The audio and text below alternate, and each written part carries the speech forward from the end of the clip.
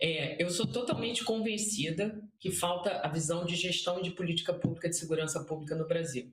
Segurança pública é discutido como, como questão de polícia e não como questão de segurança. Eu já faço a explicação do que é. Eu não acho que a PEC toca nesse problema. Né? Também já explico por quê. Eu faço muita analogia o tempo todo com a área de saúde, porque eu acho que isso está muito próximo da gente, a gente ajuda a gente a entender. Quando a gente discute segurança saúde, a gente discute a gripe, a dor ortopédica, a dor de estômago, como questões completamente diferentes que necessitam de tratamento completamente diferente. A segurança pública é a mesma coisa. A gente tem o crime organizado violento, tem o roubo de rua, tem a violência doméstica. Cada um desses são problemas que exigem abordagens completamente diferentes. A gente não discute os problemas separados, a gente discute segurança pública.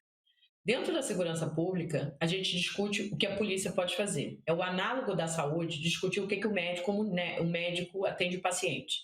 Se ele vai fazer o tratamento A, o tratamento B, e se ele está atendendo bem ou atendendo mal. A área de saúde tem a figura do profissional de saúde pública, que desenhou todo o sistema de saúde pública no Brasil, pensando em atenção primária, secundária, terciária, que estruturou as redes de prevenção no nível estadual, municipais, que desenha política de prevenção, tem programas de vacinação, de epidemiológico, de melhora de saúde integral para as pessoas se cuidarem. É uma abordagem multidisciplinar. A mesma coisa precisa acontecer na área de segurança, mas a gente insiste que é só polícia que resolve e só a polícia tem voz para falar sobre esse assunto. Como que quebra isso, na minha opinião? Isso é desenho, assim como o SUS, do Sistema Único de Saúde, ele vem de um desenho federal, é o governo federal que diz, é isso que eu quero fazer, o governo de esfera federal é responsável por isso, o estado por isso, as municipais por isso, eu financio, o local executa. Então você tem esse desenho muito bem feito, que foi feito ao longo de 10, 15 anos, e que fez uma transformação no Brasil. Acho que o SUS é o nosso grande caso de sucesso. A gente tem muitos problemas de saúde ainda no Brasil. Sim. Longe de dizer que é uma maravilha, mas porque a gente era nos anos 90, 80, o que a gente fez nos anos, em 15 anos no Brasil é absolutamente impressionante. Um serviço que eu diria que é ainda mais complexo que o da segurança, tá? Em termos de complexidade, custos, financiamentos, multiplicidade de equipes. Qual é o desafio da PEC, que eu acho? Flávia, a PEC ela vem muito com o processo de quem manda, entendeu? Do tipo, cabe ao governo federal fazer isso também, cabe ao Estado municipal. Então, é quase assim, na minha visão, assim, me dá meu espaço aqui, deixa eu carimbar com uma força da lei maior. Mas esse desenho de programas de governança, ele não está na PEC. E ele não precisa esperar a PEC para acontecer. Então, como é que a gente faz isso? E aí tem dois caminhos. A gente pode parar hoje e ficar desenhando o mundo ideal da segurança pública, que é a PEC, tá? Do tipo, gostaria que tivesse essa agência que faz isso, essa agência. E a gente vai ficar travado na discussão política, se quem vai fazer com todos os governadores de direita dizendo que não querem, porque é uma iniciativa do governo federal, e não vamos avançar. E o dia que a PEC aprovar, a gente vai começar a discutir isso. Ou a gente pode fazer, que nem a gente fez nas outras áreas de governo, que é escolhe grandes problemas públicos, onde um está dado aqui, que é o crime organizado violento, e vamos ver o que a gente vai fazer para esse ponto. E aí eu queria deixar uma coisa clara aqui, muito importante. O governo federal não precisa de nenhuma autorização, de nenhum pedaço de lei para tomar liderança nessa pauta. Tá? Esse é um crime, já pelo Código Penal, considerado de nível federal, tá? E que ele tem todas as condições de assumir a liderança para ele. Precisa de um gesto político. Tá? E aí, a partir desse gesto político, do tipo, esse problema é meu, a gente precisa passar a discutir quem vai cuidar desse problema. Aí as pessoas ficam muito, precisa do Ministério da Segurança Pública. Gente, aí também para tudo, briga, discussão, quem é a política que vai fazer. Assim, cria um programa, uma força-tarefa calcada nesse problema, define pega um policial federal, um delegado aí, muito renomado, põe como cabeça para cuidar disso. Mas que precisa ser de duas coisas. Eu queria chamar a atenção para 3 coisas. Primeiro, a gente não precisa de intervenção federal para nada, tá? Tipo, tirar poder dos outros e etc. A gente já fez isso. Não funcionou. Essa força não é força militar, é força de investigação que precisa acontecer. Foco, crime organizado se combate com investigação, não com o uso da força militar. O grande problema é que tem uma armadilha política, a investigação não aparece, né? o legal de botar tropa na rua, é porque o político fatura com isso. Então, isso uma questão importante.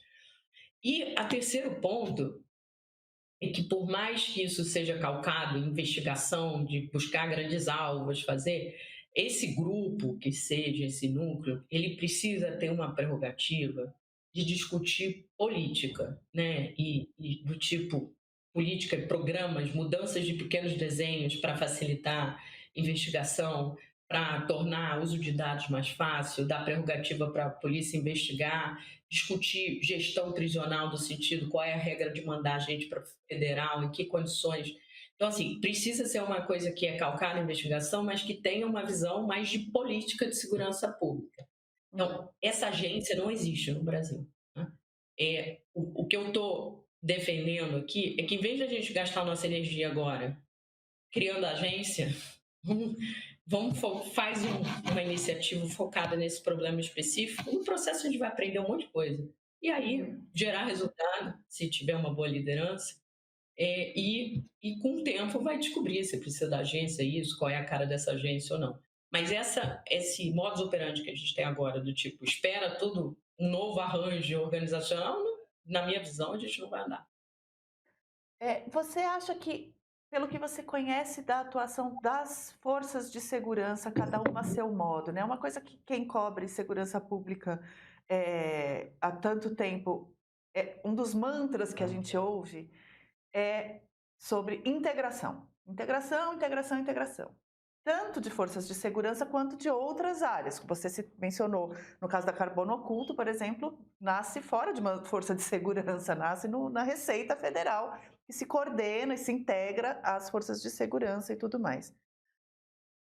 E se são duas vias, né, a integração. A integração exige tanto uma liderança que a promova, quanto liderados que a aceitem, né?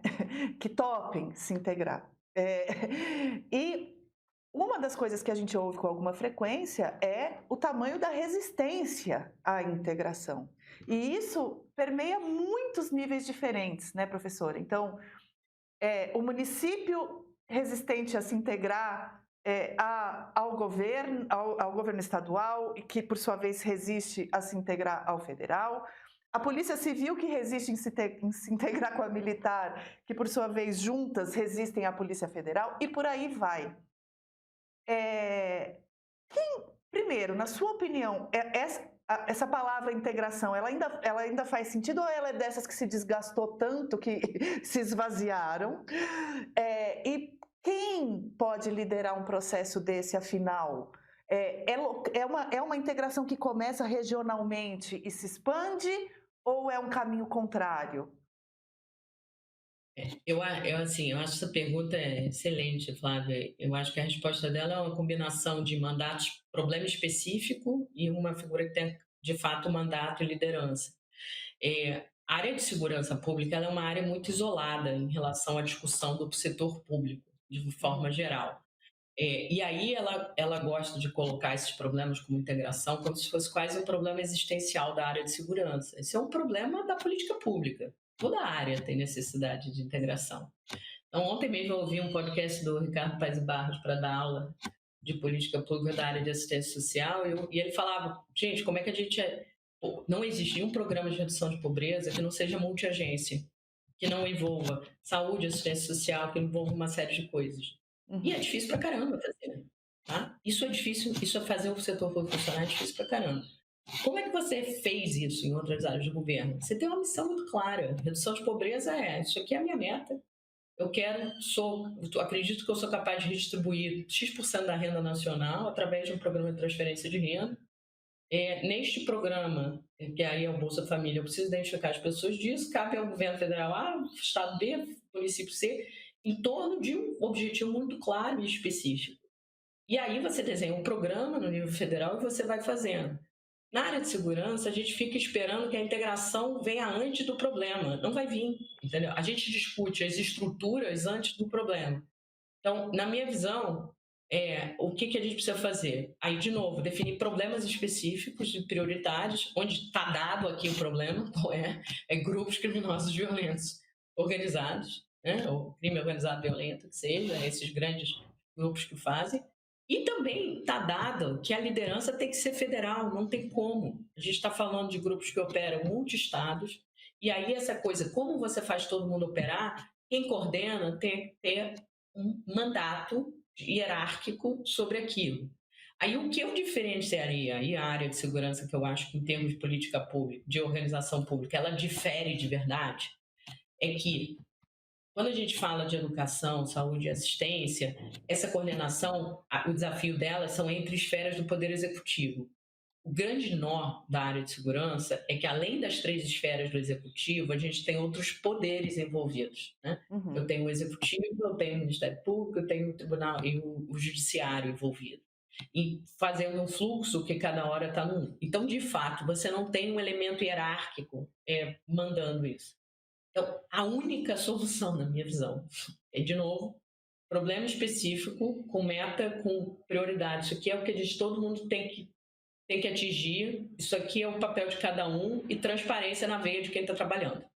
Senão, não vai andar. Então, assim, aí a última coisa que eu queria dizer, que aí é muita visão de economista também, então, Débora que está aqui, economista não acredita em lei que vai fazer alguém fazer alguma coisa. A gente acredita em desenho de incentivo.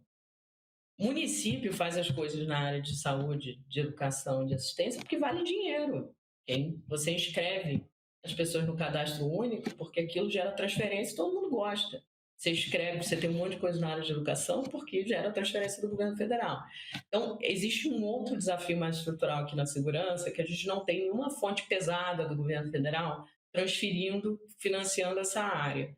Então, de fato, tem pouca coisa pelo qual um estado pesado, aí vou falar Rio e São Paulo, por exemplo, eles não precisam tanto financeiramente, o custeio da máquina dessa área de segurança não é dependente de transferência do governo federal. E isso torna mais difícil esse alinhamento de objetivos. Mas isso você cria também, é só o governo criar um programa, vincular dinheiro a esse programa e dizer quem não ganha dinheiro para isso. Então, e a última coisa que eu queria diferenciar a área de segurança das outras é que aí eu acho que, aí volta para o seu ponto inicial, de visão dos gestores dessa área, né? Então, tudo que a gente está falando aqui é definição de estratégia, prioridade, etc. Toda vez que eu discuto esse assunto com operadores de segurança, a reação é, não dá para fazer isso nessa área. Aí eu pergunto, mas por quê? Porque o direito manda a gente fazer tudo. A nossa lei diz que a gente tem que investigar todos os crimes e etc. E a minha resposta é sempre, mas na prática não é assim. Ou você escolhe a sua prioridade, ou eu vou escolher por você. Então, falta a visão, e aí eu diria que é de formação mesmo, de que é possível ter lógica estratégica. E nisso eu falo que eu acho que está muito na boca do povo, que da boca do povo não, na boca dos comentaristas, né? Que a inteligência, falta inteligência. Inteligência não. Na segurança, falta inteligência, falta investigação. Para mim, falta estratégia. Né? Falta pensar a estratégia macro de política, do tipo, aonde a gente quer chegar, o que a gente vai fazer, quem são os nossos atores para fazer, eles vão ser cobrados para isso. E aí, para finalizar, a única forma disso acontecer, e eu não falo pela área de segurança, pelo modelo do Brasil, é com a liderança do governo federal. Foi assim que a gente fez nas outras áreas de governo. E essa é a única forma que a gente vai conseguir fazer, na minha visão. Se você chegou até aqui, é porque gosta do que a gente produz no YouTube. Mas isso aqui é só um gostinho do que você encontra no nosso streaming. E olha, a gente sabe, tem vários streamings por aí, mas vem cá, me responde uma coisa. Algum deles te explica por que a sua timeline virou um campo de batalha? Ou quais são as raízes verdadeiras do conflito Israel-Palestina? E ainda, o que aconteceu com a democracia brasileira nos últimos 40 anos, que trouxe a gente até a tentativa de golpe que condenou Bolsonaro e seus aliados? Os assuntos sobre os quais todo mundo tem opinião, mas pouca gente entende o contexto, eles estão todos no streaming para você maratonar. Quem conhece, aprova e não para por aí. A assinatura Premium ainda dá direito ao melhor da produção textual do meio, com 2 newsletters semanais exclusivas na sua caixa de entrada. Experimenta hoje. Entenda por que milhares de pessoas escolheram ser Premium.